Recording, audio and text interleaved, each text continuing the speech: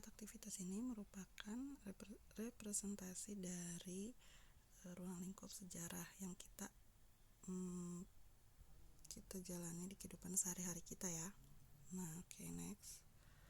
Pertama adalah sejarah sebagai ilmu. Pengertiannya, sejarah sebagai ilmu dapat diartikan sebagai peristiwa masa lalu yang telah direkonstruksi oleh sejarawan sesuai kaidah keilmuan. Kenapa Ibu garis bawahi rekonstruksi, kemudian sejarah dan kaidah keilmuan? Jadi sejarah sebagai ilmu. Jadi ada beberapa syarat yang sejarah itu bisa dikatakan sebagai ilmu. Nanti next. Nah kemudian jadi sejarah sebagai ilmu itu bukan bisa disepelekan. Kita bisa nulis sejarah dengan dengan ngasal gitu, enggak, tapi itu adalah hasil rekonstruksi oleh sejarawan. Nah, kenapa sejarawan digarisbawahi? Sesuai dengan kaidah keilmuan. Tentunya adalah seseorang yang telah memahami kaidah keilmuan mengenai bagaimana cara merekonstruksi sejarah itu agar menjadi sebagai ilmu. Next. Nah, lalu bagaimana sih Bu syarat sejarah bisa dikatakan sebagai ilmu? Nah, ini adalah syarat-syarat sejarah sebagai ilmu. Ya, syarat-syarat sebagai ilmu itu ada 5. Pertama yaitu empiris. Empiris itu apa sih Bu? Empiris itu yaitu bukti-bukti yang bisa diketahui oleh semua orang. Nah, atau suatu fakta yang bisa dibuktikan. Jadi tidak hanya kita aja yang melihat buktinya, tapi semua orang bisa melihat bukti tersebut. Nah, kemudian yang kedua adalah objek. Objeknya siapa sih Bu? Tentu objeknya siapa? Manusia. Kemudian atau benda-benda yang bersejarah ya. Kemudian 3, teori. Teori ini maksudnya adalah sejarawan yang memiliki teori masing-masing sesuai dengan bukti-bukti yang ada dan empiris. Kemudian 4, generalisasi. Generalisasi itu maksudnya ini sejarah itu dapat disajikan dengan secara general atau umum. Jadi maksudnya itu bisa dikatakan bahwa contoh ya, generalisasi itu contohnya kita kan waktu itu negara kita ini pernah dijajah ya oleh bangsa asing, itu bangsa barat maupun Jepang. Nah, kita melihat di negara-negara lain juga apakah ada penjajahan? Ya, ada kan, imperialisme.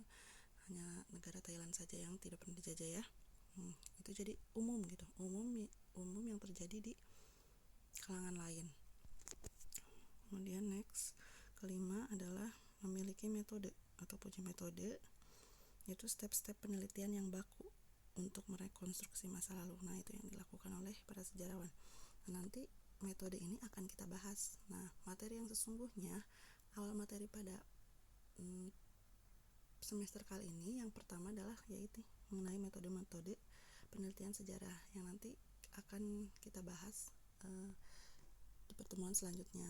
Ibu membahas konsep sejarah, terus unsur-unsur sejarah, terus ruang lingkup sejarah ini untuk apa? Agar kalian tidak rancu dalam mengikuti pembelajaran awal, yaitu mengenai metode penelitian sejarah. Jadi kalian itu tidak bingung gitu. Kemudian sejarah sebagai peristiwa. Sejarah sebagai peristiwa.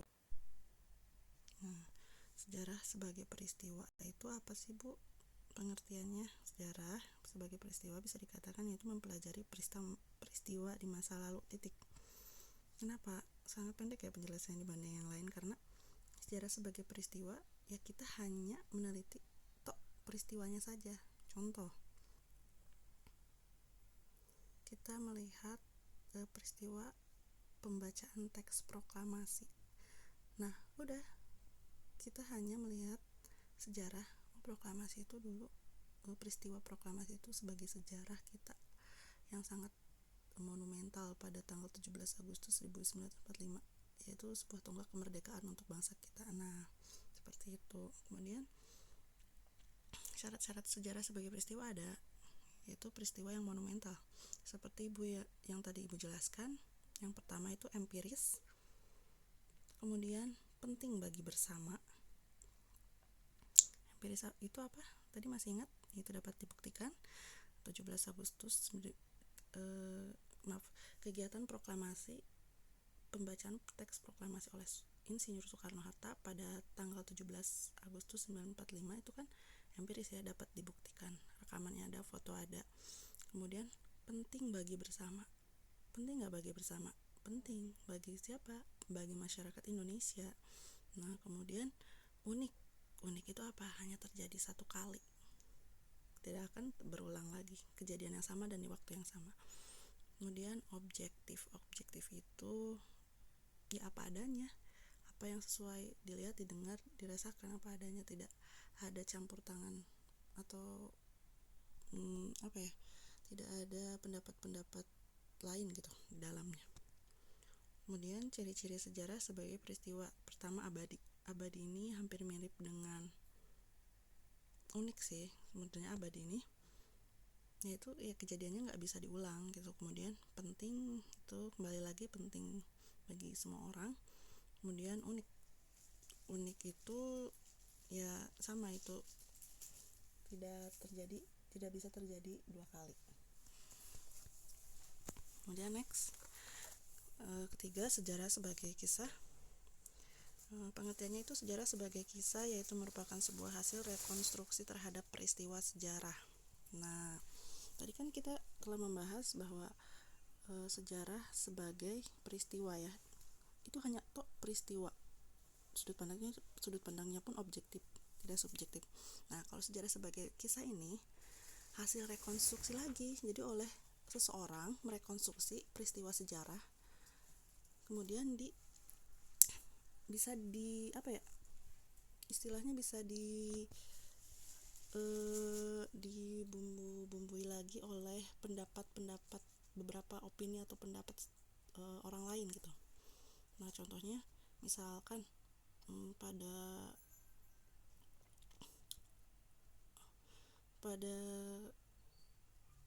apa sih namanya,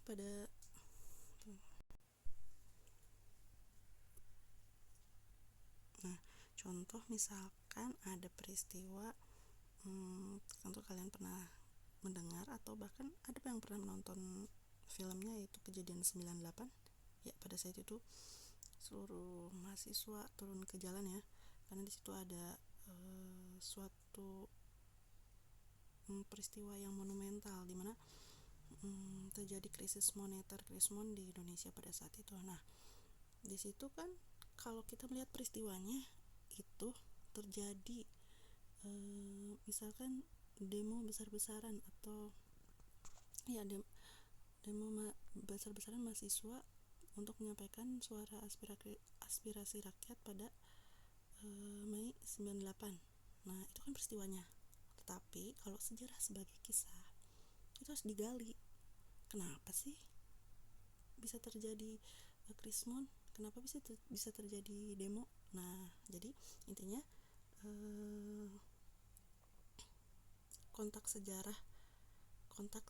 di dalam sejarah sebagai kisah ini ada suatu kontak sejarah dengan ilmu lain untuk menghasilkan pola pikir sinkronik. Sinkronik itu yang saling berkaitan, terus membahas inti itu lebih meluas, inti permasalahan, inti peristiwa lebih meluas. Jadi ya kenapa bisa terjadi krismon di 98, kenapa sih sampai mahasiswa turun ke jalan. Jadi ada ilmu-ilmu bantu lain seperti ekonomi. Kita kan menelaah ekonomi Indonesia itu pada saat itu seperti apa, sosialnya seperti apa gitu. Nah, sejarah sebagai kisah itu seperti itu maksudnya.